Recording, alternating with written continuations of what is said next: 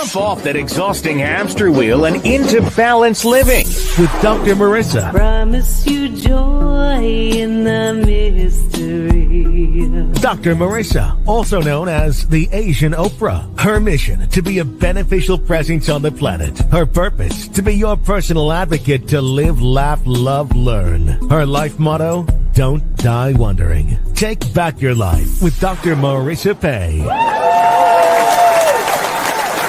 And welcome. You are tuned into Take My Advice. I'm not using it. Get balanced with Dr. Marissa, the morning show here on KCAA, AM 1050, FM 102.3, FM 106.5, and streaming everywhere.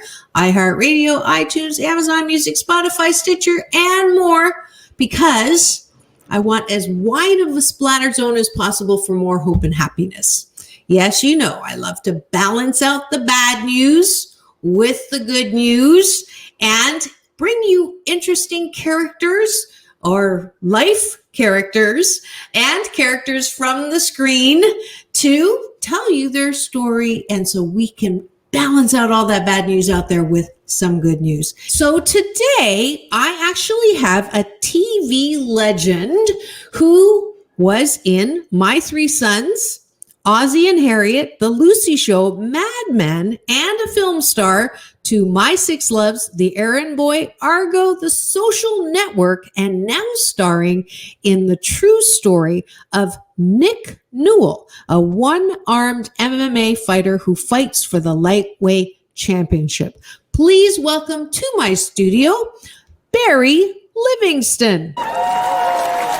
Welcome, Barry. Thank you. Okay, nice to be here. Wonderful. And I don't have an answering machine. I actually have a questioning machine. And when you call me, it says, who are you and what do you want? So, Barry, tell me who you are and what you want. Well, I'm a father. I'm an actor. I've been on the planet for over 65 years. I want to live happily ever after. And in the meantime, before I leave this earthly body of mine, I'd like to see some positive energy given to the world, and hopefully we can recover from the pandemic. And I'm here to promote my career, a movie that I feel real passionate about that just came out called Notorious Nick, which is the life story of the one-armed MMA fighter Nick Newell. It's a very inspiring story. About persevering in spite of impossible odds, which is what Nick did, and went on to win a lightweight championship in the XFC world. So yes, it's a great movie. I'm so proud to be part of it. Yeah. So you're acting in that? I am. I play Nick Newell's wrestling coach in high school. This, it's all a true story. He, even back in the day with his disability of, one arm, wrestling was a long shot, but he clearly, had heart, had drive, had a goal. Would, in spite of being mocked and stuff, in spite of being refused any kind of being taken seriously by other people, he persevered, and when he graduated, he had some problems to dealing with life and didn't really know where to go. And finally, found MMA, but nobody wanted to deal with him. Nobody wanted to train him. Nobody wanted to fight him. They wouldn't take him serious. So he comes back to me, my character, a guy named Jeremy Libazewski, which was his wrestling coach, real guy. And did you meet him? No, I did not. Okay. They're East Coast people. We shot Okay. this actually in Sacramento. But anyway, together they journeyed together on this amazing, amazing story to where they finally got taken seriously, and after a number of fights, proved himself to be a real champion and won the XFC championship for lightweight division. I love those stories, probably even more than you know, because my speaking partner that we go on the Limitless Women tour was born with no arms. Oh, wow. And she is the first armless woman pilot in the Guinness World Book of Records. Oh, my gosh. So I didn't really pick up so much on your story, and now I know why, because there's no accidents here. I just saw her last week. We were on tour through Philippines and China, and we were 10 miles from Wuhan in November before the pandemic. But I just saw her for the first time since we left the tour because of the pandemic. And so we know similar people who are born with very obvious physical limitations who do not let them be limitations. Yeah, I mean, oddly enough, I did another film. I was going to call it picture, but that's so pretentious. That's so 18th, 19th, 20th century, I guess. Anyway, I know what century are we in? I've lost track. I know. I did another film called The Silent Natural, and it was about another true story about a guy who was deaf. And this takes place in the early 1900s, and he was had a passion to become a baseball player. And of course, that was another impossible dream. The guy's name was William, and Dummy, that was his nickname. You know, that's totally correct. You know, politically incorrect today, but it was called Dummy Hoy. And he persevered, again, got into baseball. I played the manager of the baseball team that brought him into the big leagues. This is, again, 100 years ago. And not only did he excel in the sport, he changed the game, because when people see baseball games now and they see an umpire go strike or you're out or, anything safe, all those hand signals were devised in baseball because Hoy could not hear. He could not, when he came to the game, they would just scream, "You're out!" You strike, ball. And so, how cool is that? Yeah, it's really, I love amazing. That. He played for 13 seasons. In another great story called The Silent Natural, which both these movies you can find on Amazon Prime. Definitely put that on your list to watch for sure. The Silent Natural and the MMA, the Notorious Nick. Very odd that I did those back to back. So there is that question then. Did you draw those films to you because you obviously light up when you talk about people who against all odds? So there must be something in you, consciously or unconsciously, that desired an expression to be able to do those roles and to work closely. Yeah, I mean, and again, my limitations in life are nowhere near what people who have actual physical disabilities. I wouldn't even pretend to go, I understand exactly what they're up against. But I do have an affinity for those people. I understand emotionally, coming as a child actor.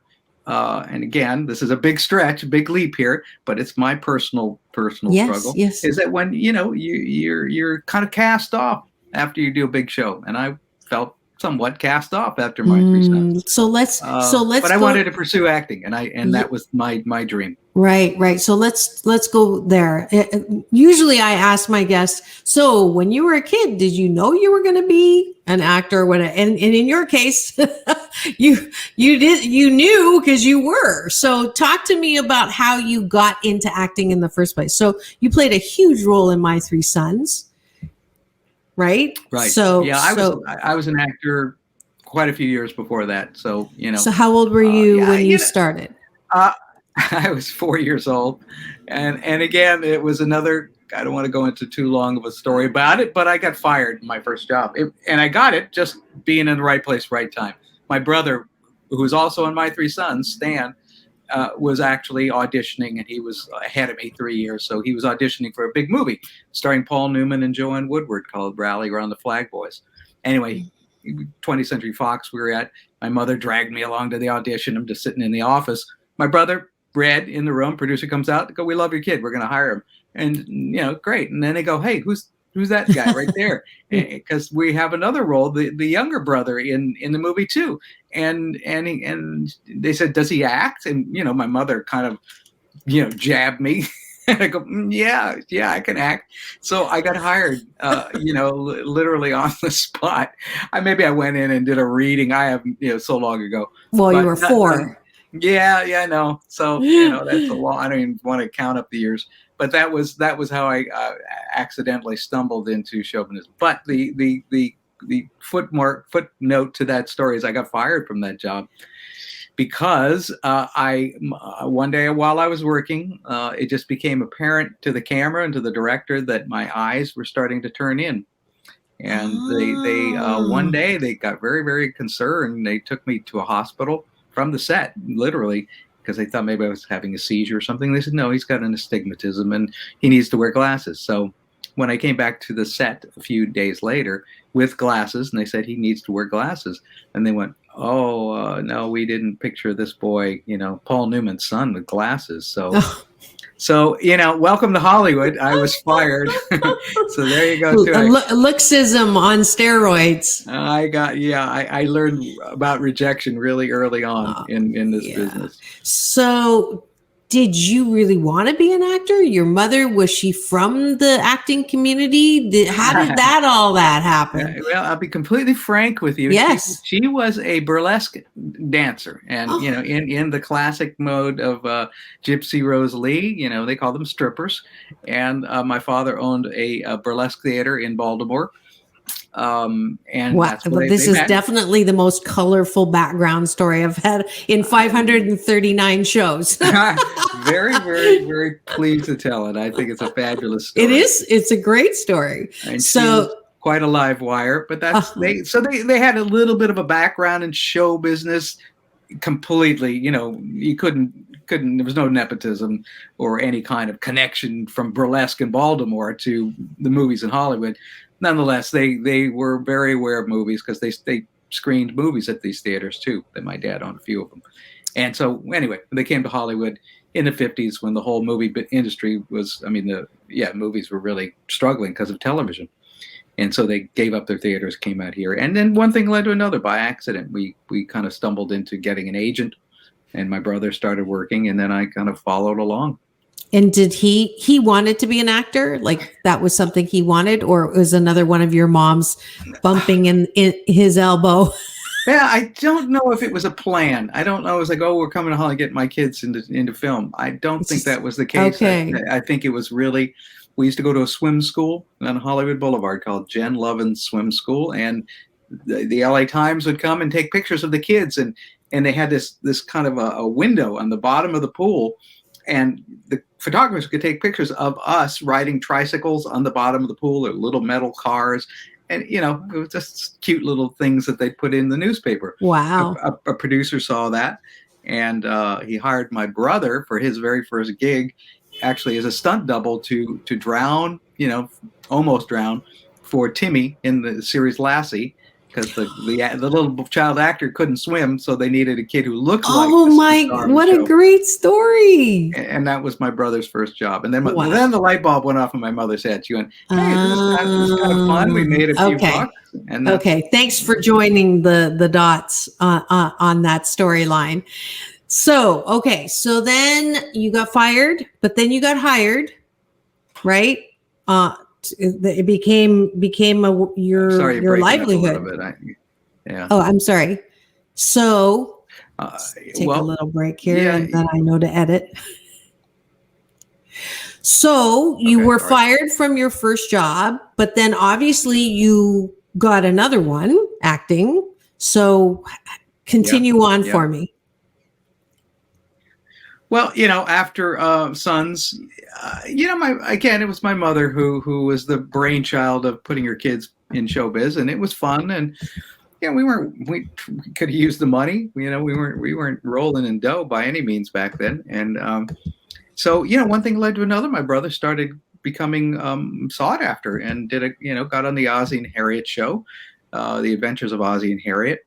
And it was a similar thing. I mean, Ozzy kind of saw me there with my brother and my mom, and he was a great, great man, a really sweet, sweet soul. And so, he actually hired me. I kept getting fired from all my jobs, but I was hired again to stand in front of a class and write something on the chalkboard. And I was hired to do the job. And then when I got there, they realized that I was too short, that I couldn't be seen by the camera at the back of the room.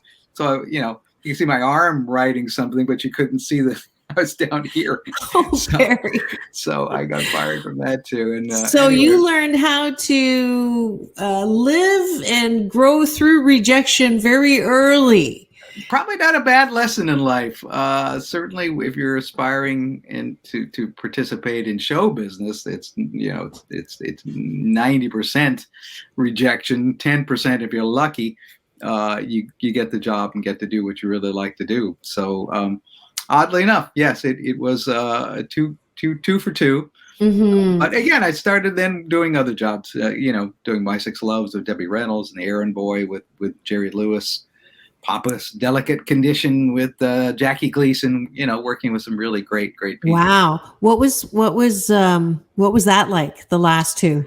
Well, Jerry Lewis was pretty manic, as I recall as a kid. It was a film called The Errand Boy, and it was really, a great thing to work with Jerry Lewis, who was the idol of all the kids at that time.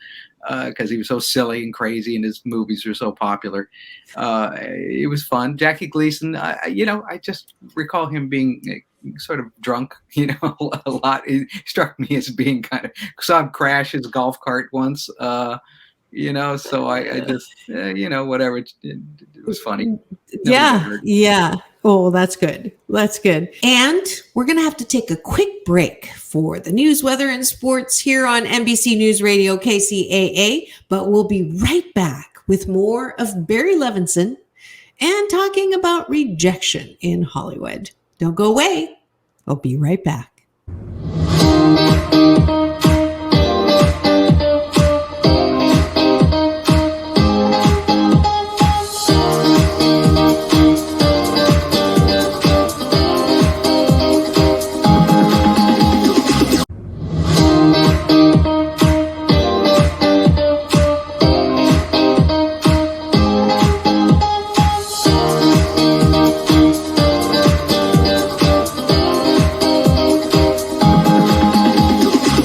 Take back your life with Dr. Marissa Pay.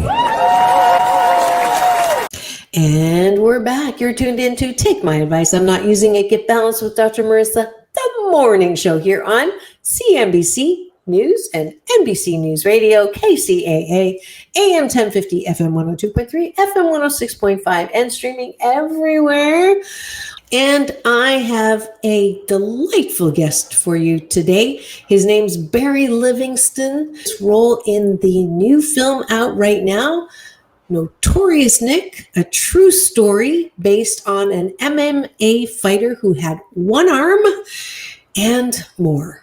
Well, it's, I have like 6 different directions I want to go, but the one that hit me first, we live in Hollywood, LA. And we're surrounded in this whole star business and the level of rejection.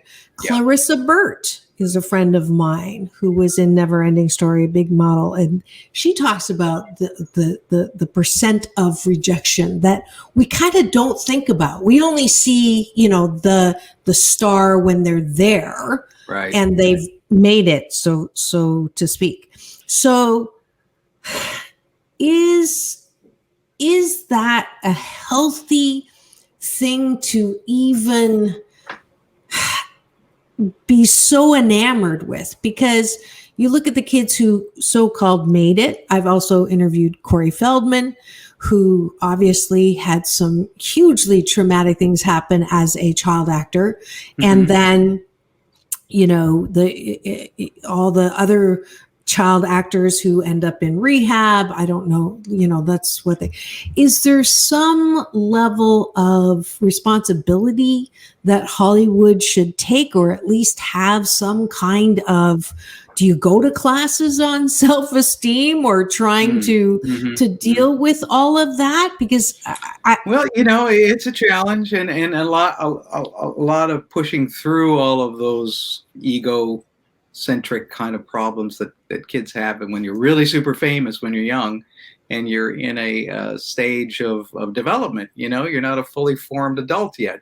Mm-hmm. So your sense of self can clearly get very warped. Right. And your self-importance can certainly, that could be a big problem, Yeah. So my parents are great. My parents kept me very grounded, prepared me, for rejection, and they were quite aware of the syndrome of when you finish a television series, you could get typecast, and that generally leads to a lot of unemployment. Their advice was always, be as good as you can be, prepare yourself, go, if you really want to pursue acting, study and take it seriously and do Shakespeare and not just be the cute little kid that you were when you're 12 years old, because that's not going to happen. But I think a lot of my peers who perhaps stumbled and fell and had some hard outcomes, I think some of them got caught up more in the fame than the craft. For me, it's always been about craft, even when I was very young. Studied with a good coach, and again, I went back to public school, so I had a real connection with my peer group. I mean, a real connection, not just like some sort of, they're my same age. I went through the whole, all the trials and errors and hardships of being in middle school and high school, and the rejections that came with that, and certainly the challenges of being famous when you're in public school is so again, it didn't kill me. It was sometimes painful, made you stronger. But I found my peer group, and I have some great friends that I still hang with from back in the day. And I'm just spitballing. I have no, I act like I got the secret sauce for making it through your child actor to an adult. I just, for me personally, I was very, very much enamored with the crafted acting, and I love it. And I read books about it when I was a kid and stage. And I did go to New York and worked off Broadway and on Broadway, and got good advice from people like Roddy McDowell, who was a very famous child star, but a very successful adult actor too. So yeah, I was lucky, am lucky, and continue to work, which is great. That is great. And if you're wondering who is in my studio today, and you sort of maybe have looked up his name and saw the list of movies that he's been in, it is Barry Livingston. We're talking about Hollywood. We're talking about all things helpful. If you're not feeling great about yourself, we're talking about rejection when we come back from break here on Take My Advice. I'm Not Using It. Get Balanced with Dr. Marissa, the morning show here on KCAA, the station that leaves no listener behind.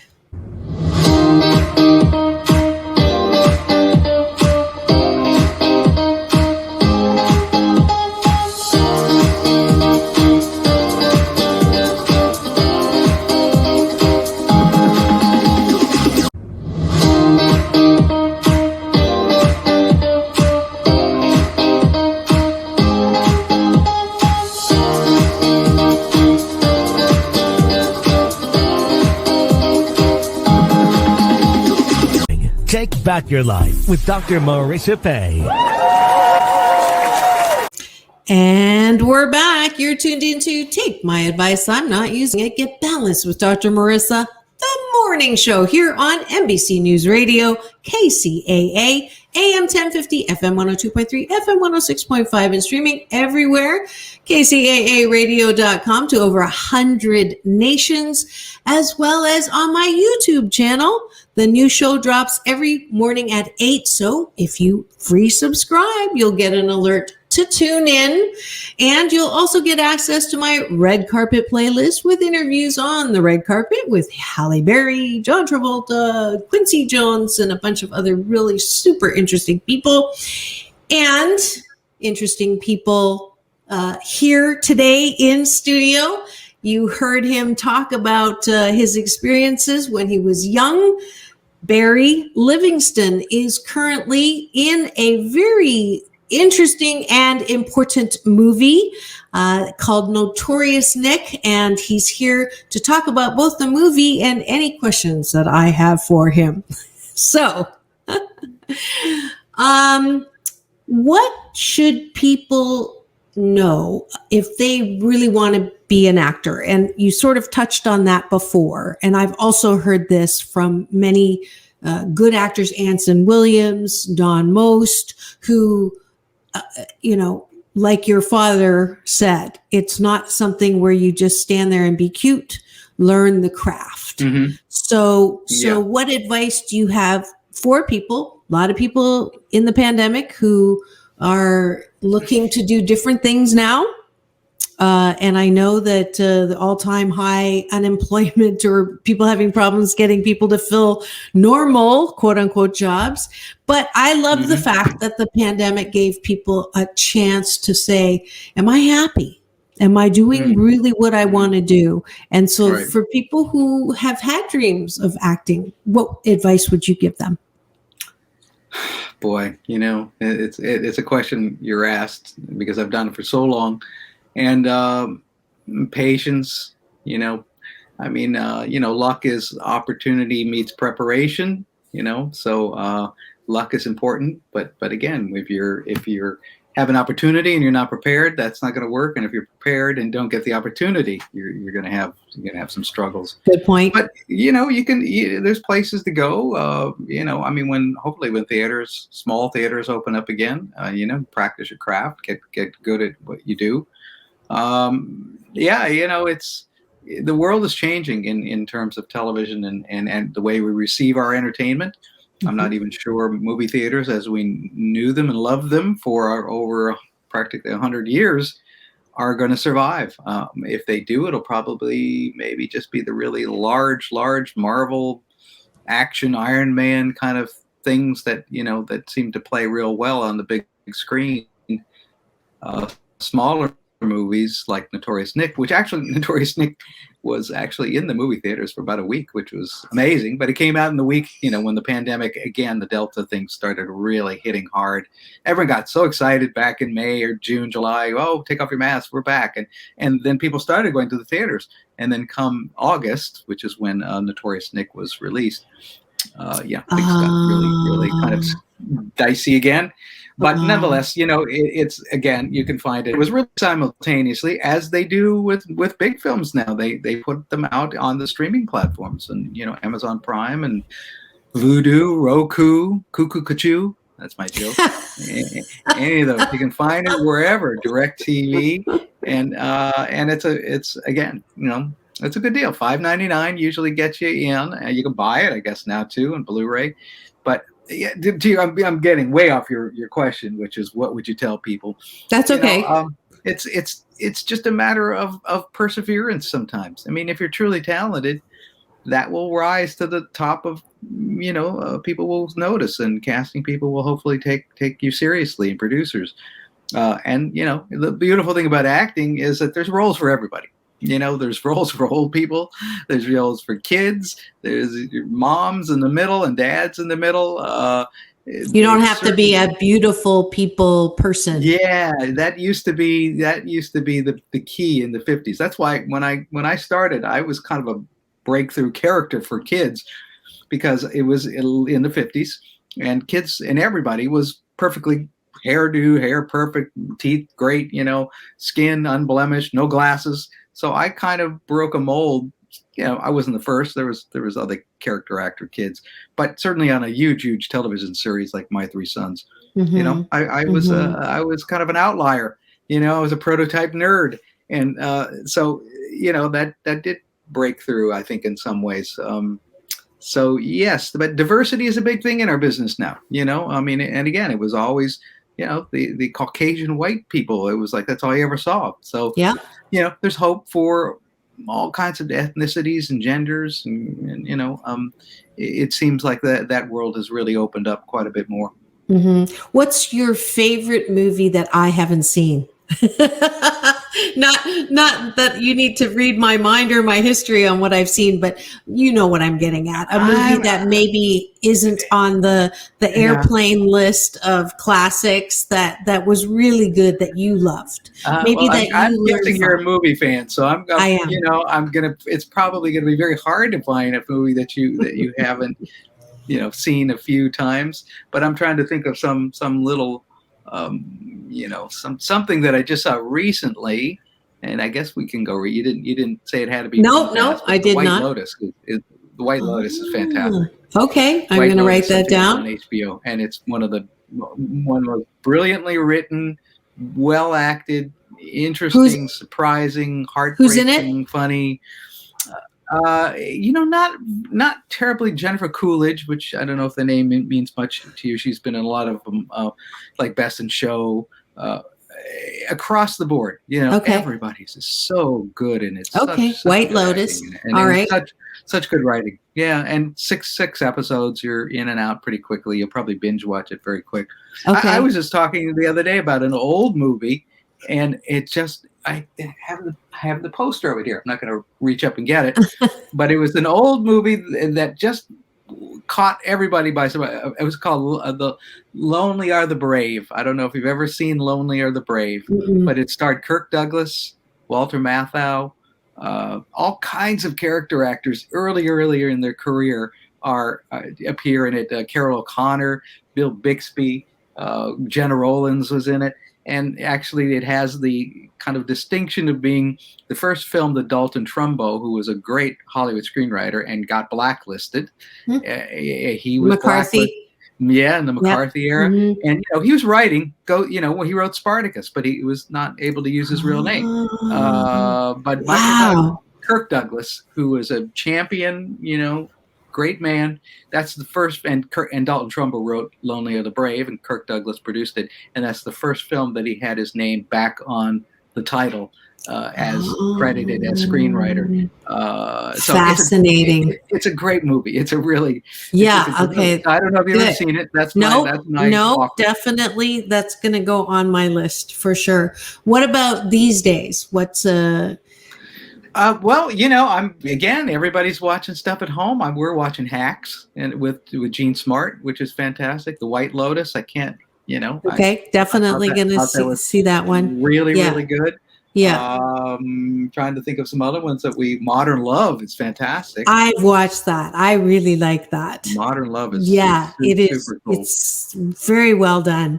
Yeah. Very real too. Very real. It kind of reminds me a little bit of who is the great female Nancy Myers, who directed Sleepless in Seattle and some of the ones You've Got Mail.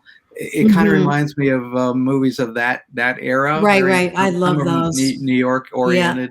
They're great movies. They're half hour long. They're really well written, well acted. Yeah, beautiful. Yeah. So let's go back to the diversity thing. Do you get annoyed with the whole, got to bring more diversity on film now?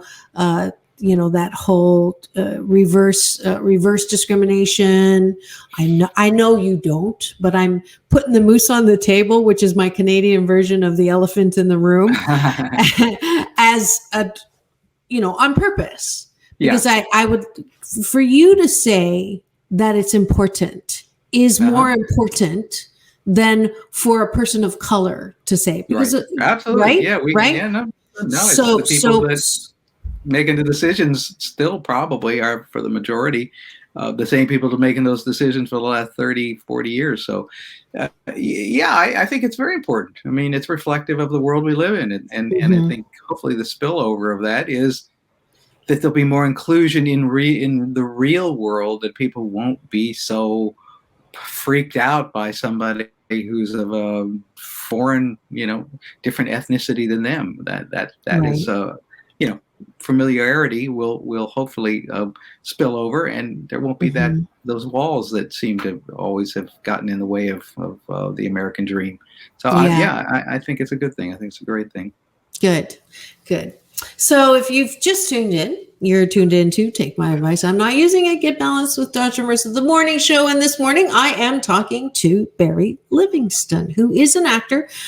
Those of you who remember My Three Sons, classic, iconic show, even though I'm ageless, I read up on it. And then all the way from there, all the way up to a really great film that all of us need to watch about how, physical limitations really don't mean anything. I had a friend, Larry Wilkes, who would say the only handicap in life is a bad attitude. Certainly that movie, Notorious Nick, is one that you should definitely watch. Now, I'm going to ask a question. I actually asked this of an actress friend. who came on National Actor Day. Did you know that was last month? There was an actual National Actor Day. I had no idea. I missed National Actor Day. You did. Oh, You did. Man, I know. You could have celebrated. So you got to put in your calendar for next year. But I used the. It is an actual national. I do just for fun on my show. At the beginning of the show, I say today is, and then go to the holidays. Like it was National Chocolate Milk Day yesterday. So, but on that show, we talked about, you brought it up when you mentioned Jerry Lewis, working with Jerry Lewis and his manicness, and Jackie Gleason and his alcoholicness. Right. And it automatically goes to Robin Williams, right? Yeah, right. And it goes to a lineage, Philip, I always forget his last name. Seymour Hoffman? Yes. Yes. So you know where I'm going. This high correlation between the craft of acting and I will call it high sensitivity, high insecurity, or egomaniacs walking around with an inferiority complex. This doom and gloom, apparently, cloud over the head in the Peanuts cartoon, that leads to this glorious outpouring of talent on the screen. Like, am I imagining the link? Am I, Anthony Bourdain, Kate Spade? Like, what is? I don't get it. These are people. Artists. They're artists. Van Gogh cut his ear off. Right. So, I mean, it's not just happening in our lifetime. Artists typically are wired differently. They see the world differently. They're maybe more highly attuned to pain and suffering or joy, or both. That's the thing. You can be bipolar and you're on a roller coaster. And I think that fame is an odd drug, and it can really alter your your perception of yourself, for sure. Because suddenly you're again, I'm no expert, but I know firsthand what it's like to be famous and walk into a room when I was certainly as a child and then even as an adult, and people treat you differently. And, then you would normally be treated. Sometimes it's great because you go, wow, if I was just Barry walking down the street with no fame, get out of my way. But if it's Barry, weren't you come on, I want you to come in and meet the family and have dinner with us. And you need a place to sleep tonight. We got a free bedroom, so it's like, that's good fame. You had people say that to you? Well, sure. It's not about the bedroom thing, but you've been invited to a lot of dinners. And, but again, that's just the strange energy that comes to you when you're famous, that people inherently want people that would normally not give you the time of day suddenly are, their home is wide open to you and their hearts are wide open to you. Again, that's great, but for the person on the receiving end, if you're one of those people that are, a little slightly wired differently, that can be maybe off-throwing to you, and sometimes those people, the classic case is people self-medicate to sort of, maybe their antenna are just way too sensitive and they can't go through life constantly being assaulted and by people in the fame and in the pain that they feel. So it is a sad fact that extremely talented people that you see on screen.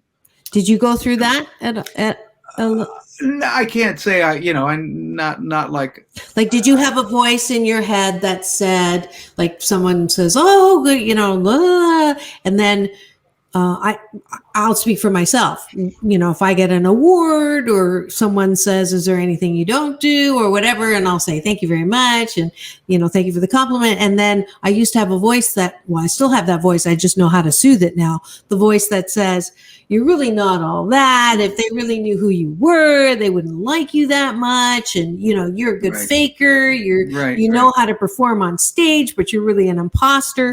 Do you have that? Yeah, well, again, you go through high school and you're famous. You're in for a big test about your sanity and struggling to find out whether people want to be your friend because of who you are or what they think you are. And then you're trying to figure out who you are. So you got all three of those things colliding. And it's, as an adult, it's hard enough to figure it out. But that's the road I've traveled, and that's the road that I've navigated. And at the center of my life is a great marriage, and I've got great kids. And that's how many? Two. Any one of them actors? No, my son is a musician, has a band called Living More, and they're actually kind of getting a lot of radio airplay and doing. I like the name Living More. I like that. Well, his girlfriend, his longtime girlfriend, Alex Moore, and Spencer Livingston. So it could have been More Living or Living More. They went with Living More. Oh, they play together? Yeah. That's so cool. They have a band. The band is 4 guys, but it's the nucleus of the group is Spencer and Alex. That's cool. Yeah, and in my home, I've tried to, I never have reinforced the fame thing. Daddy's famous. We never watched My Three Sons. Not that I, had any aversion to it. It was on. It came on great, but I wouldn't sit the family down and go see what I did when I was 12 years old, or even films that we're in today, or I'm in today. If they want to watch it, great, but I certainly don't. I was never comfortable, with fame. I really wasn't. I didn't want to have a posse. I didn't like having the hangers on. I didn't like any of that part of it. Meeting girls was kind of nice, but even that always seemed to backfire, Anytime I played the Ernie card, it got me nowhere. So it get me like a laugh in my face. So I figured I can't play that Ernie fame card anymore. That didn't work out too well. But nonetheless, here I am. Survived. How long did My Three Sons play? 12 years. 12 years. That's so awesome. And in those days, a year was an actual more than 10 episodes, right? Oh, absolutely. Yeah. No, I think in the very first season of My Three Sons, which was 1960, I think they shot 54 episodes in that season.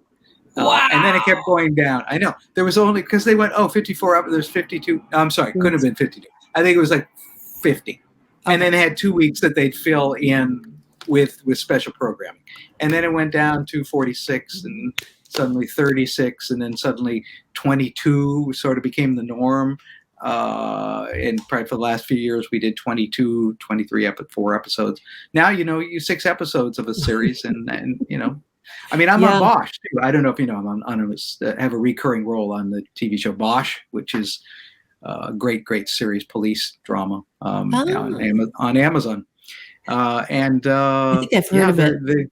They're in their 7th year, and Titus Welliver, who's a great actor, a friend of mine, plays Bosch. I just said, wow, you got, just wait till you do it for 12 years. Wait till you play Bosch for 12 years. It's changed his life absolutely. Yeah. What do you play on Bosch? I play the medical examiner. Okay, I thought you were going to say coach again. No, everyone's dead that I deal with on that show. No, it was. It's a fantastic show. I'm sure some of your audience I will definitely check that out. Just done a spin-off of it. So, and I was brought back to do because Bosch was an LAPD homicide detective. He's an outlier, runs afoul of the authorities and political machine. That's how the first 7 seasons ended. now he's moved into a different phase of his life where he's a private detective. But my character is coming back for the new version. Oh, cool. Congratulations. Thanks. You've been acting a long time. We're Yeah. like 6 decades. 6 decades, yeah. And I mean, I again, my wife is probably shaking her head and going, "Oh God, he wants to do this for another 3 or 4 decades. Maybe I'll make it to 100 or close to it, like Ed Asner." Yeah, But I do love it, and it would be hard for me to just let it go at this point. And it's not my choice, honestly. The industry just lets you go. yeah. Nobody gives you a gold watch and says, "Thanks for kid. Now disappear." Right. So I don't know. I'm always thinking it's over. It's Well, it's definitely not something over. like that. And thank you for all of the suggestions on really good shows. I definitely love entertainment as part of a reward for me. So when I do things that I really don't, I love 88% of the things I get to do, but 12% of the time I need a little incentive. And movies is one of my rewards that I give myself to sort of lose myself in that. And I absolutely enjoy really good suggestions. So thank you for that. Now, the last question that I always ask my guests is, to who or what are you most grateful for? To whom or what? I mean, it's very, very clear to me in my life that I'm grateful for my wife, who is a grounding influence and smart as can be. And, is she standing right there? Yeah, she's got a rolling pin in her head and goes, come on, don't hold back now. Tell him. No, she's the most modest. So unimpressed. She's been a pediatric physical therapist for her entire career, and so she's dealing with the real world. Minus little fantasy worries that I have about getting my next job. I didn't get the Tidy Bowl commercial I wanted. That kind of thing is nonsense in the real world. She's actually saving lives, but again, we've had a great partnership for over 40 years. So. Wow, that is so cool. Well, I definitely I could give her the Dr. Marissa Beneficial Presence on the Planet Award for what she does in supporting you, and absolutely love our opening talk just about the MMA fighter, and I would love to invite him on if you still are in contact with him, to have him on my show.